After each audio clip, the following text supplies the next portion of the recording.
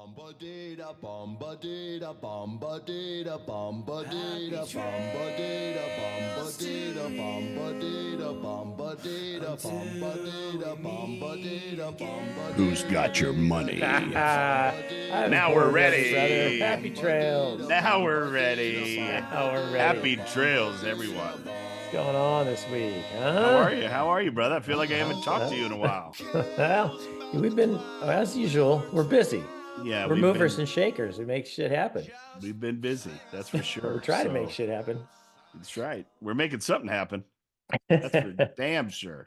Oh, Yeah, no we've been doubt. busy. I've been traveling a little bit. Well, hey, first off, I'm Matt Bynum, practicing dentist here in Simpsonville, South Carolina, maybe known as Greenville, South Carolina.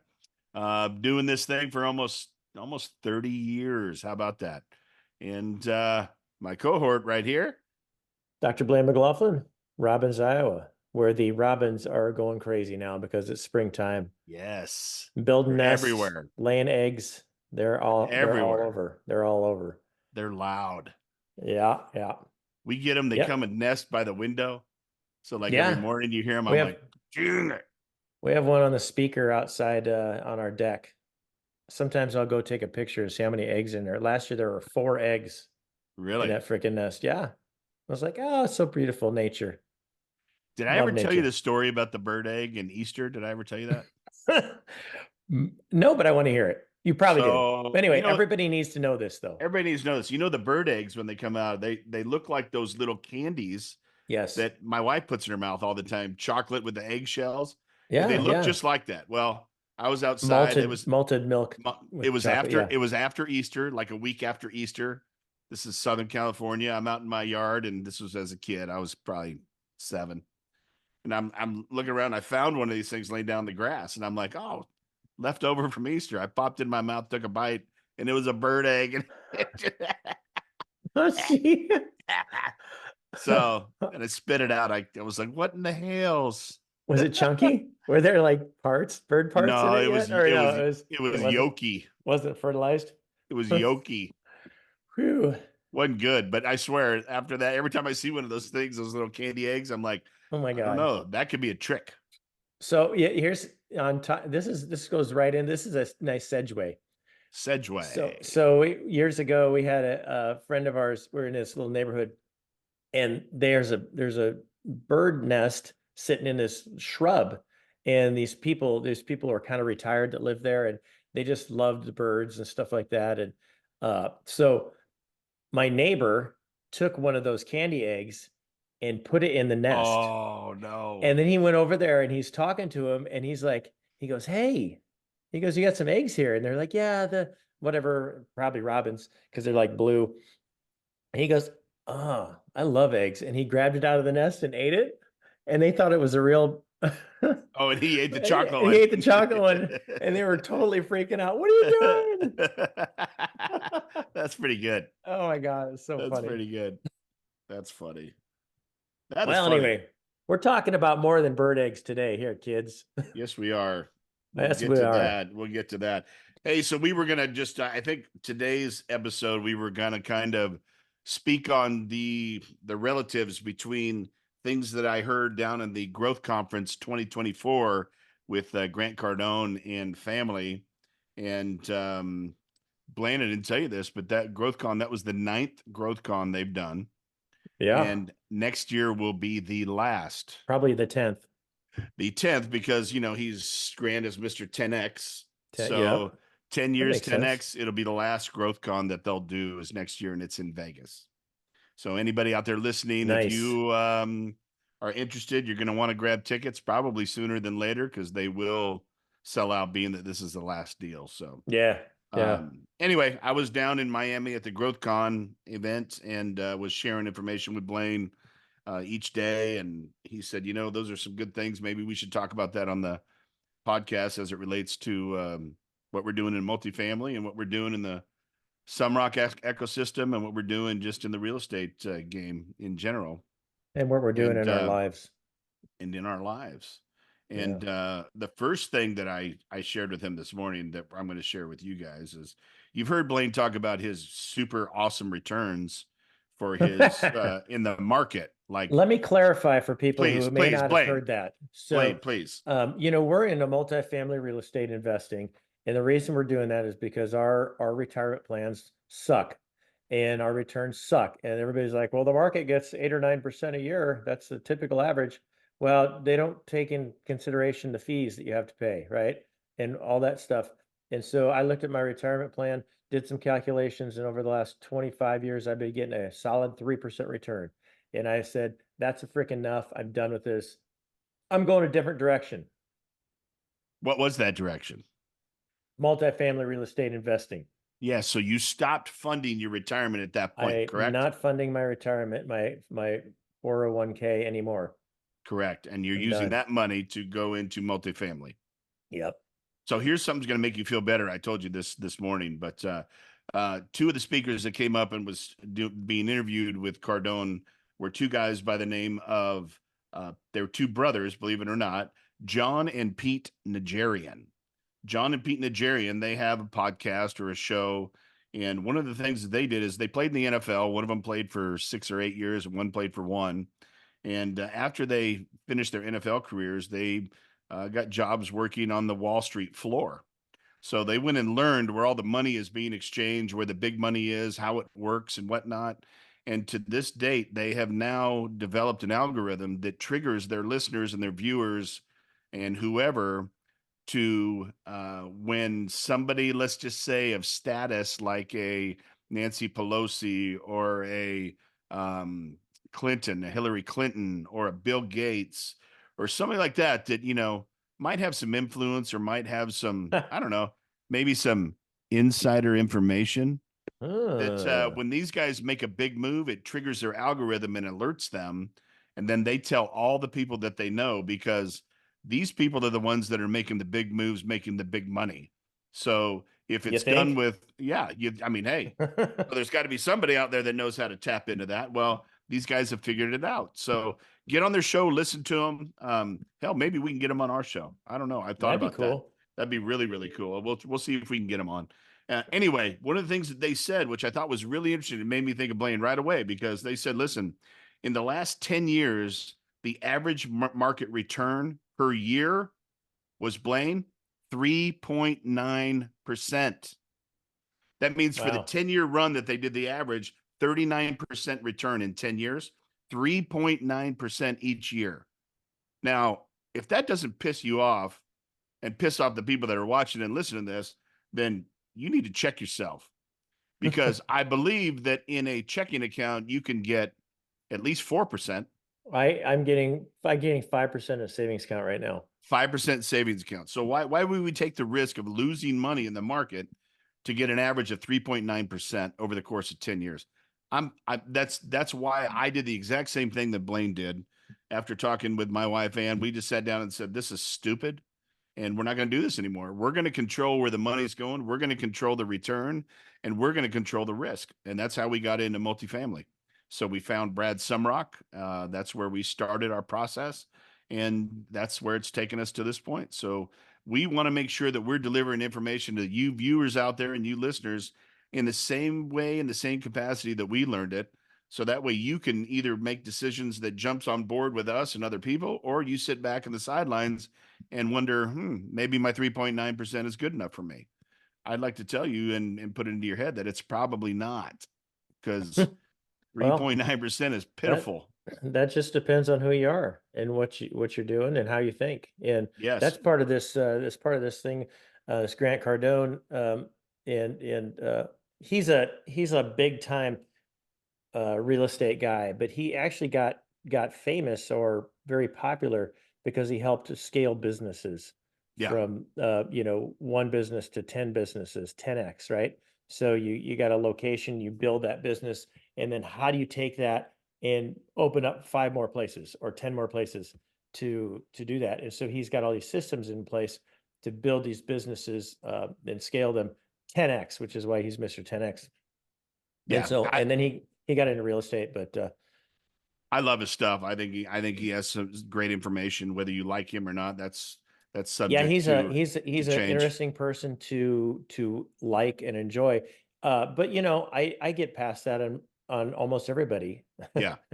Well, I mean, Even if I don't like success him, is success, right? there's some things that you just take away what you want or what you can get, and you don't have to be his best friend if you don't like his style. But then again, it's hard to argue with statistics. It's hard to argue Oh when yeah, yeah. when you've developed a level of success.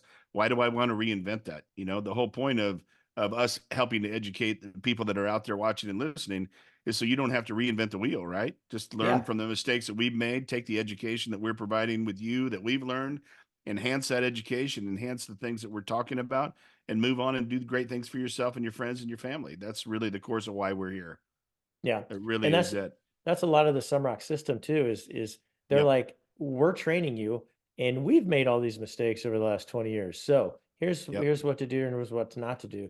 And so we've gleaned all that information from them. And obviously in the last 2 years with the interest rate, dealy bop, and insurance going crazy in places, there's a lot of mistakes that have been made. And so a Yes, lot of sir. learning has happened over the last 2 years. So Yes, sir. again, we're just that much, I would say, more prepared Cooler. to make these things, make this real Awesomer. estate investing awesomer. Real estate investing work. And so we want to help you guys and Yes. Hey, build your wealth. so another thing that John and Pete Najarian said that is kind of a resounding common theme that every one of the speakers that was there.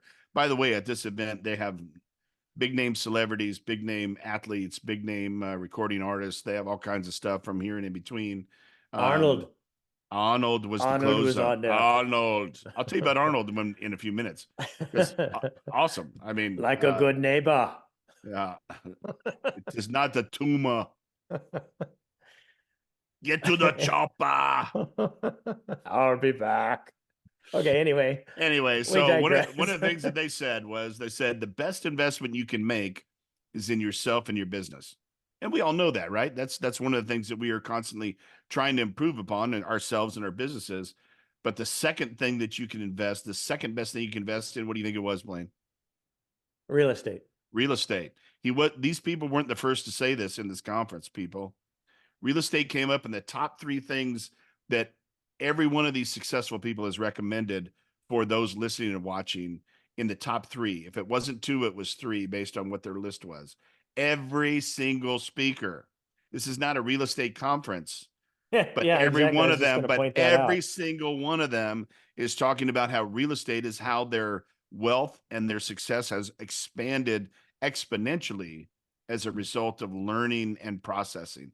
So here we stand in happy trails to do the very same thing for those that are watching and listening to the best of our ability as we do for ourselves. This is going to be riding off into the sunset, into the proverbial multifamily real estate sunset. Is that correct, Blaine? That is. And there's a sunset waiting. Bombadita, bombadita, bombadita. Okay, we're not done yet though. No, Don't cue the atomic punks yet, Matt. no. We got I more just to love talk about. I We got love more the to talk about. punks. I love the punks. So I want to close. The closing speaker was Arnold, like we just talked about, and we gave you several things that we love Arnold for. But one of the things, there were a couple of things that were really interesting about Arnold, and he has a Netflix special out. If you wanted to watch and learn about him, he's on Netflix. It's got a documentary series. I think it's a 4 or 6 part series. I watched the first episode, but it was interesting. He's got a new book that's coming out. Let's see if I know. It's called Be Useful. Be Useful, because Arnold is one of those guys that's very interesting, is all about giving yourself to the best of your ability to other people and to, like, for instance, for him, he wanted to give back to America because America was so great to him when he came from Austria. And he explained the concepts of when he came, what was happening in his life and stuff like this. But this is what I found really interesting about him, and this is great. After he had won Mr. Olympia and different things, he started to accumulate a little bit of wealth. He moved to California. He had a little bit of money under his belt. He had $27,500 saved, right? And back in that period of time, that's not chump change, but it's not rich, but it's not chump change. So he was going to go out and buy a car. Well, he met this woman who kind of took him in and was like a mother figure for him in California. She was older. Her name was Olga. Olga, And yeah. and he names That's Olga awesome. as the original "I'll be back," and so he gave her credit. But this is interesting. She said, "You're not going to go buy a car. What you're going to do is you're going to buy an income property first." She was That his is, landlord. she was his Because landlord in the yeah, first place. he was renting a place and she was his Correct. landlord. So And she took him in and said, "No, you're not buying the car, Arnold. You're going to go buy an income property that's going to help return money for you as you grow and as you get older." Because she had no idea what he was all about. She probably saw him as a musclehead, and he was going to go get his first car with $27,000, right? That's a big deal. She said, "No, you're not." So what Arnold did is he went out and he bought a 6-unit apartment building with his first $27,500 that he put down. The income property he paid for the entire thing was $240,000. 2 years after he bought it, he sold it for $400,000. He then what went kind of on. return is that? That's nice. It's a nice 20, return. you put $27,000 down, Down. and 2 years later, you're up 160,000. That's a pretty good freaking return. I'd say yes. Yes. Holy cow. I like the yes. So then he took that money, traded up to a 12-unit in Brentwood, California, which is Brentwood's just outside of Beverly Hills. Then a 36-unit after that. 2 years after that, a 100-unit. And then he stopped doing apartments and he started doing office buildings. And he has invested a majority of his money, and he is a multi-millionaire. I don't know that he's reached billionaire status. He's got to be really close. But there's 3,000 billionaires now in the world. There used to be, it used to be less. It used to be like 1,200. Now there's 3,000 billionaires in the world. So if he's not a billionaire yet, he's very, very close. But he became one of those guys that invested money, and he's now 68 years old, and he doesn't have to worry about a damn thing because he was so invested early on that no matter what he did with his movies, when he started doing movies, he was already a millionaire. He was already a millionaire before he did his first movie. And I thought that was so impressive because most people make their money doing acting and then they go crazy and do stuff. Well, that's not what Arnold did because he had a work ethic that was very different than a lot of people. So I thought that was really, really cool. You think that's cool, Blaine? Yeah, that's great. It says it's almost $500 million his net worth, and his ex-wife has got a $200 million net worth from the divorce. From his. So I mean, you add the 500,000, 200, you're looking at $700 million. Anyway, close. Yeah. He doesn't have to worry. He doesn't have to worry. So here, another fun fact about Arnold that I really liked. And, this was after the fact. He said this after he had done Conan the Barbarian, and he had been the lead figure in like several things. Like I think it was Terminator was out, and he had done several things where he was the lead guy. He went to the movie producers, whoever it was, Paramount or whoever it was, and he came to them and said, "I want to make a comedy." And the studios laughed at him. And he said, I'm serious. I want to do a comedy. And they said, "Why? You're the leading guy of all this. Like you stand out. Why would you want to take a nosedive and try to do comedy and not make it?" And he says, I want to do comedy. And they said, no. They laughed at him. So he went after him again, said, "I want to do comedy." And they said, no. And he says, "I'll tell you what I'll do." He says, "I won't take a salary to do this movie. You don't have to pay me anything to do this movie. As a matter of fact, I'm going to get my co-host, my co-partner, Danny DeVito, to not take a salary as well. The only thing I want is I want 37.5% of the ownership of the movie. That means he gets royalties or whatever else comes from it." Well, the movies, they didn't, Paramount or whoever it was, Universal, they didn't care because they're thinking this is going to flop, right? Yeah. So they give him 37.5% ownership of the movie. So he and Danny DeVito, they made the movie called Twins. Twins. It's fantastic. Which if you've seen, it's a very funny movie. Awesome. It was great. Arnold being the actor that he was at that particular time. But you want to guess how much that made in the box office, Blaine? I have no idea. 300 million in the box office alone. So 37.5% of 300 million just in the box office sales. He wouldn't have made anywhere close to that to sign on and take a salary. Oh God, and no. DeVito did the same. So these guys he said, I'm still making money on this movie. So all this time that they were laughing at me, I was laughing at them. He was great. So funny. So funny. But Oh man. he was such a great way to end it that I was totally enthused. Um, Nice. one of the things that Blaine and I were talking about is, Blaine, tell everybody a little bit about why did you go to GrowthCon a couple years ago, and why do you do events and things like that? Like, why do we go to Sumrock if we've already seen it once or twice? Right. Why do we go? What's the deal? Why do we go? Well, for me, it's easy to get content and lazy, right? I mean, and just kind of sit back and you just life is pretty darn good. And if I just kind of get on cruise control, it'll always be pretty darn good. Mm-hmm. But years ago, I had a bunch of people talk to me, some other motivational guys, and it got into my head. What, I mean, maybe it's pretty good, but what else is out there? What if it could be awesome instead of pretty good? But you're not going to get there. And if you're just sitting on your couch, right? And putting a few $100s in your 401k every month, that's not going to happen. Trust me. And so I've always been highly motivated to go out and do things, right? Make something happen, build my dental practice. But there's always it's easy to get content and lazy. And so I go to things like Cardone and like a Tony Robbins event. It's very motivational for me. It lights a fire under me, gets me moving, gets me off my butt. And I did not go to this Cardone. I did watch it on a lot of it they streamed it. They allowed you to stream it. So Yeah, I for was able free to, this year. yeah, I was able to do that during my workday, but I had prioritized my job over going here because I was just got back from a vacation, a couple of vacations the last couple of months. So it's like, I don't want to take another time off. And the conference was Tuesday, Wednesday, Thursday. So it's another whole week off. Anyway, but no, those are the reasons I go is because it keeps a fire lit under me. It keeps me room. I mean, I read books all the time. I listen to podcasts. I listen to audio books on Audible and just stuff about, hey, what's out there? What can we do? What if you take this step? What if you do this step? And you get it goes back to From Good to Great by Jim Collins was a fantastic book I read years ago.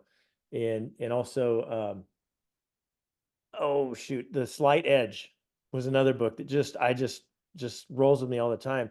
And they're both about how making little changes consistently over time can add up to be huge things. And those little changes can be positive changes or they can be negative changes, right?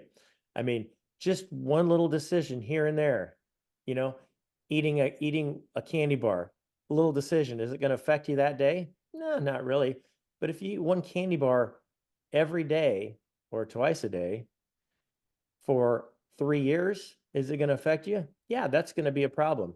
Yeah, you know, if I go, I don't like to work out, but what if I do 20 push-ups a day? I mean, that doesn't take very long. But if you do 20 push-ups a day and you do it consistently over time, you're going to build muscle and you're going to strengthen your body. And, so those little changes. And so this stuff, that's what it does for me. It gets me going. It's like, hey, I don't have to change the world today or next week. But if I make this decision right now, what's it going to do? And I consistently make that decision over time, big things are going to happen and big changes are going to happen. I like it. Blaine, your practice, you have an associate dentist. What would you say your practice operates in? What percentage of the dental population around the country? Top 10, You mean, top 5, top I would 8, I would top. say, well, I'm in a bubble. We're in Iowa, Matt. Yes. But I Still, would say in Cedar Rapids, the area or Iowa area, I would say we're probably in the top 10 or 15%. Blaine he's being modest. He runs a very good business, pretty tight ship. He does very well, given the fact that he's in Iowa. Yeah, and that's a big deal.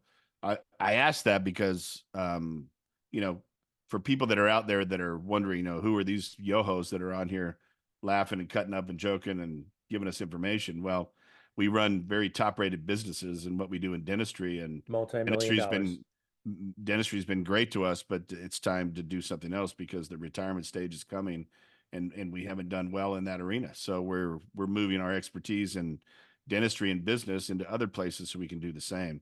I operate my practice probably in the top 5% in the country. Oh yeah. I'm a solo guy. I've got one associate that's been with me for coming up on a year, and I run a very high end practice. But I've been doing it on 3 days a week for like 15 years. So, some people think, hey, you have the life. Well, that's 3 days a week working in the clinic with 2 other days working on the clinic and the business.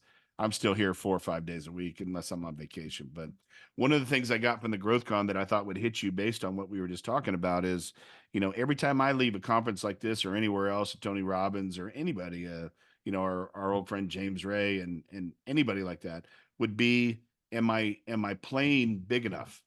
And I leave these conferences and I ask myself, am I playing big enough? Because everybody says that that we're not, because we're so conservative and so caught in being in the middle of average and just even flow, and hey, this is great, we're just going to smooth ride this thing to the end. That's awesome. But that's not what the world commands of you. That's not what God commands of you. And that's not what you should command of yourself. You should always want to be better than what you are. You want to do better, you want to be better. And it's not even just for you, it's for those around you, right? Yeah. For other people to look at you and go, wow, I can do that, or I can beat that. You have to do something that makes them and inspires them to want to do that. So one of the big takeaways I got from this conference once again was, I'm not dreaming big enough. Oh, And what I so mean true. by that Happens is all the time. I'm not even close to the dreams that I have. They're tangible dreams, which is great. But why aren't they big ass hairy goals? You know what I mean? Why aren't they just friggin' dreams that you look at and go, there's no way you're going to get there? Because that's really what they should be. Arnold Schwarzenegger set out and he had vision for three things when he was 15 years old. And he talked about it. One of them was to have the body that he always saw in a guy by the name of Reg Parks, who was a bodybuilder in the United States. Actually, I think he was the UK. And no, take that back. He was South Africa. So Reg Sparks made movies. He was the original Hercules, but he wanted to have a body like him. He's at 15.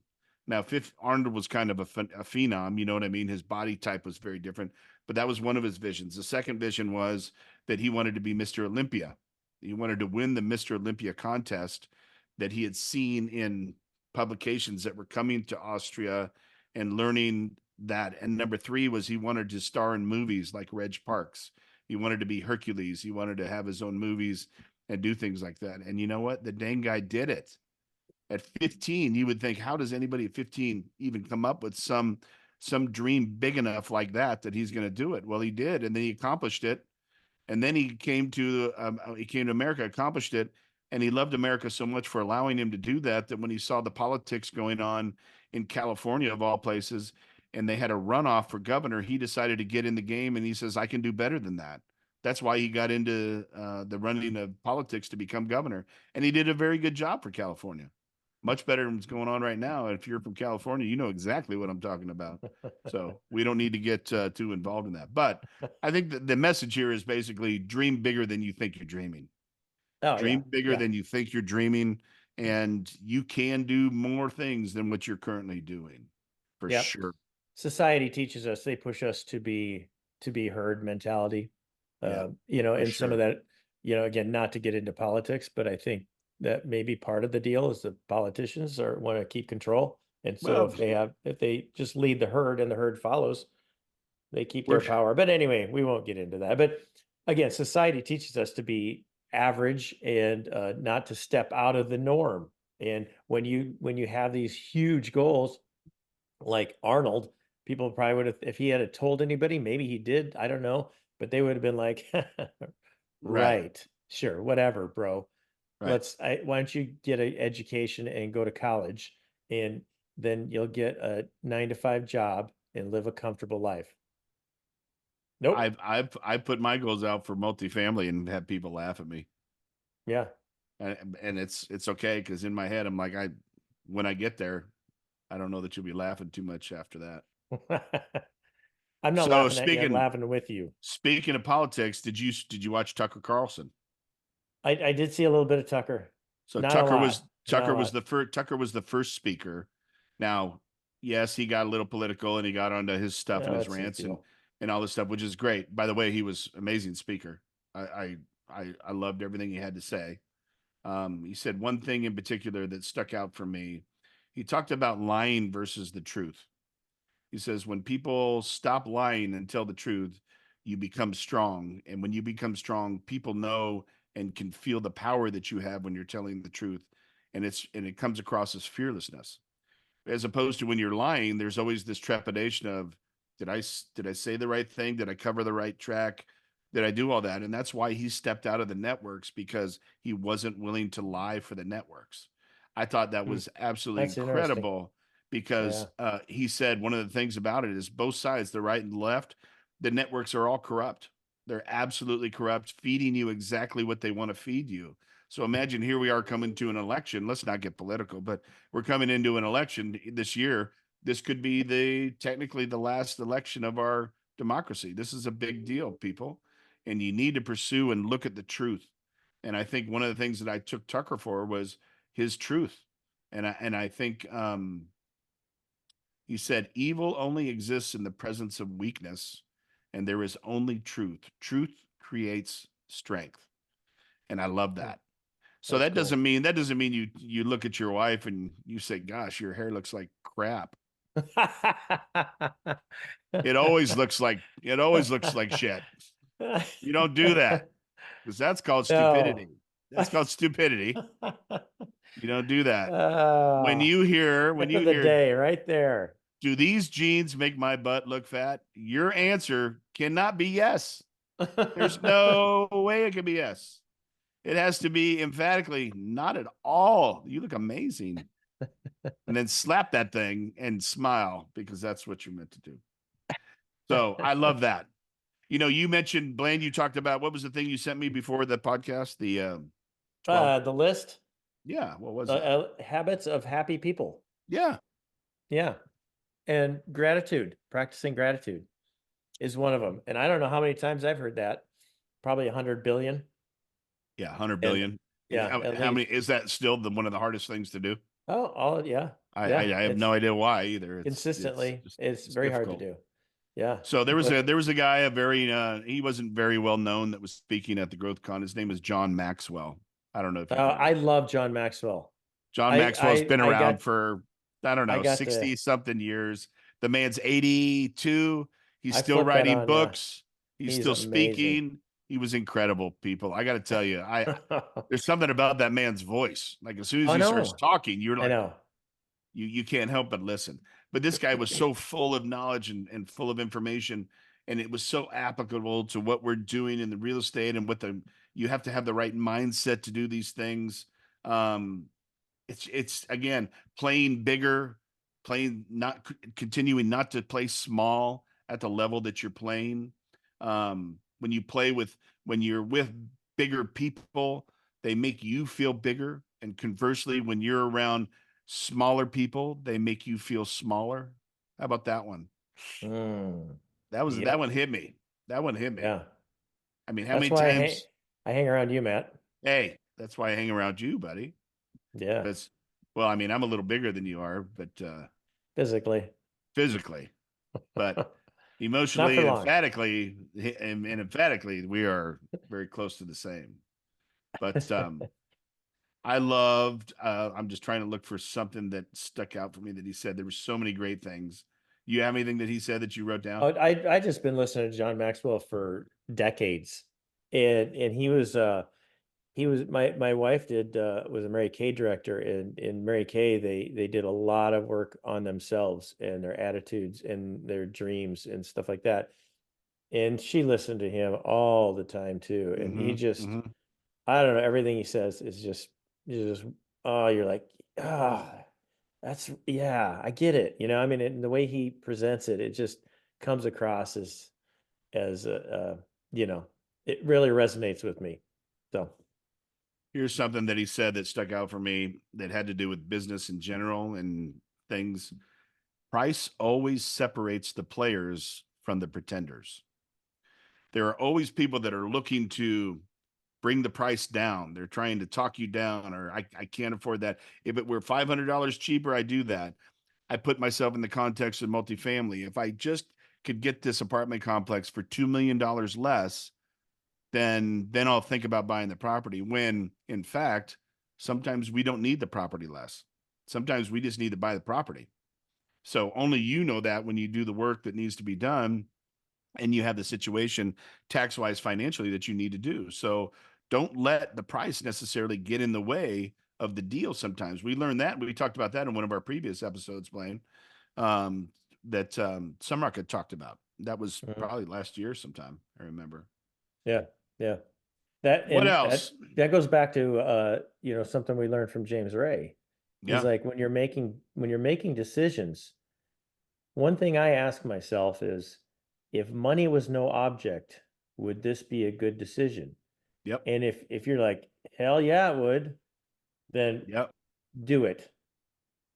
And you will you'll reap the benefits from it. And so I actually have used that process a lot. Have I spent money? Yeah, I spent a lot of money on myself, on building myself up, my family up, and bettering me, because that's the best investment you can make. Yeah. And you'll reap the rewards, and I already have. So there was a guy that spoke by the name of Tyler Perry. You may know him as Medea. For those of you that watch those movies, my hygienist Reba, she loves Medea. I don't know, she can even talk like the grandma. I don't know. She's able to do all that. But a funny story about him is, and this has to do with perseverance, has to do with vision, has to do with a lot of things. There's two things he said. One of them is that if you have a mindset and a mentality of what you can't have, you'll never have it. So again, that goes with that playing smaller, that not having a big enough dream, and just telling yourself that, gosh, I can't get into multifamily. I don't have enough money. Well, sure you can. You don't even need to have money to get into multifamily real estate. You just got to have knowledge. If you have knowledge and you have capacity, then you have something to add to the value of the general team that's putting the deal together. And maybe you can become a co-GP. Maybe you can become a GP. You don't have to have money to invest in it. You just got to have something that's of value. But the other thing he did was he was told something told him he needed to put on this play, and I'm assuming it was the Medea play, the initial one. And he put this play on. He quit his job and he put this play on for 7 years, taking odd jobs just to live throughout the year. But he put this play on once a year for 7 years, and it bombed. Like he said, no one came. And on the 7th year, he was about to quit. And somebody that was up there, one of his friends, told him, I need you to come over here and look out the window. He looked out the window and there was a line up and down the street around the corner just to come in and see this. And it was at that point on that he took off. Tyler Perry took off. It's kind of like, you're digging for gold or you're digging for diamonds and you're so close and you give up. Man, if you give up, it could be just on the other side of that wall. It just would take one more strike to get it. And he said this is what I wanted to get to. He said, all of the pain and all of the struggle that we go through in life is just a buy-in for what's to come. It's the buy-in, people. You have to put something into this game to get something out of it, no matter what it is. And it's just the buy-in. If you're buying into the process of investing, if you're buying into the process of developing, if you're buying into the process of becoming better, you have to put something in. You've got to have skin, and you've got to bear your soul into the stuff. You've got to be constantly obsessed about what it is that you want out of life. And this is no different for what we are currently doing with this. We don't have to get on the Happy Trails podcast every week. We choose to do that, and we choose to do that for you guys. We don't do it for us. We do it for you guys. Some of it. Yeah, some of it's for us. Yeah, but we do it. A lot of it, we do it for everybody that's listening, because we want to take you in a place that we're going, and we hope that it translates over for sure. Yeah, that's the big thing, Matt. We want to be around people that are doing big things, and hopefully, you guys out there listening can go, hey, maybe these guys are doing some big things. I want to be around them. Yes, and we hope we can help you. That's right. and I can go on and on about these speakers. There's really no need to hit every single one of them. Just that I would tell you that the oversounding message for everybody was get in the game. Get in the game somehow, some capacity. Get in the game. Stop playing the sidelines. It's time to step up. It's time to step in. It's time to lean in. And that's exactly what Blaine and I are talking about. Blaine? Yep, exactly. You got to make some, you got to take action. Thoughts, feelings, and actions have to all align for you to make a progress. And so, a lot of people can think big on their couch as they're watching TV, but you got to take the action to make it work, and that's the hard thing to do, because that can be a strain and that can be a struggle. Play big, dream big. That's the message we have for you today. Yes. You got anything else? No. Happy trails, everybody. Happy trails. Next week, we are going to do a deal. Yes, we talked about this. We talked about going through a deal this week, and then we got into this stuff, and we thought this was pretty important. So next week we have a deal or two. Maybe I got several coming across my my thing. So maybe I'll get into those. Let's run the basics. Maybe napkin test all three. Kind of talk about what the pros and cons. Let's not run through every single thing that we do, the T12 and all that. Let's just hit on some basics of the three deals and just kind of throw that out there, because I think that gives everybody a good knowledge base doing maybe 2 or 3 deals that way. Sweet. Awesome. So next week, that's what we're going to hit. Ladies and gentlemen, dream big, play big, and happy trails. And drink big. Hey, no, I'm just kidding. But cold plunge big. Cold plunge big. Yeah. Happy trails, everybody. Take care. Atomic Punks, take us away.